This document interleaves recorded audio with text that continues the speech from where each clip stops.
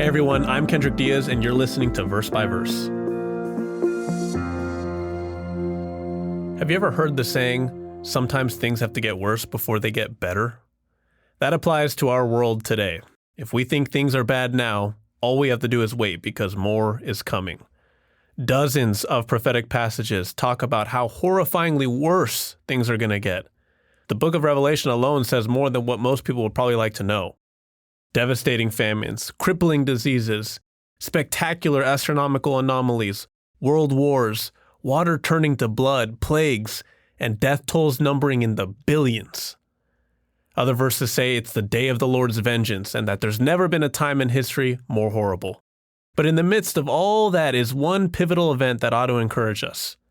Let's read it in Matthew chapter 24 and verse 30. Then the sign of the Son of Man will appear in heaven.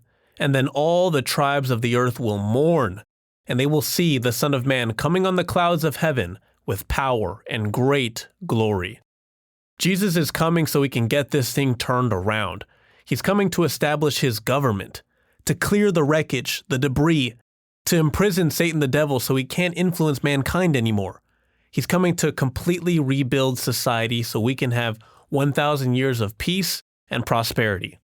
But did you catch what that verse said? It said, all the tribes of the earth will mourn. So if Christ is coming to fix everything, end the suffering, bring about a new age, why are people going to mourn? 3 days before this sign appears, the world is going to be celebrating the death of the two witnesses, God's end-time representatives who preach the gospel. They will have spent 3.5 years warning everyone that Christ is coming, that he's going to punish the earth for its sinfulness, but nobody listens. The world is going to view the two witnesses like a gnat that won't go away. Annoying, irritating. They'll sneer and jeer at them and ultimately reject their message. But once that sign appears, the tables turn. Jesus Christ comes to mete out vengeance because of everything the world will have done to his disciples, including the two witnesses. Yes, it will be a time of great mourning for those who were indifferent to the gospel, who spent their lives without any regard for the things of God and his word. And yet, while most of the world mourns, one group in particular has an entirely different reaction. Let's read about it in Malachi chapter 4 and verse 2. But to you who fear my name, the Son of Righteousness shall arise with healing in his wings, and you shall go out and grow fat like stall-fed calves. The ESV is a little more clear. It says, you shall go out leaping like calves from the stall. For a select group of people, the event that plunges the whole world into mourning will mark the fulfillment of this group of people's deepest hope. The saints who are alive when these things go down are going to be overflowing with pure joy. It's going to be exhilarating because we will have finally seen our hope materialize in front of us. The return of Jesus Christ, what we've been waiting for.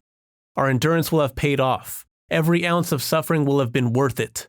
Matthew 24:30 reminds us that there's a better world coming, and it's heralded by the return of Jesus Christ.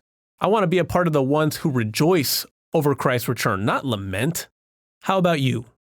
Which group will you be a part of? Verse by Verse is a companion podcast to the Daily Bible Verse blog, which you can find on the Life, Hope, and Truth Learning Center.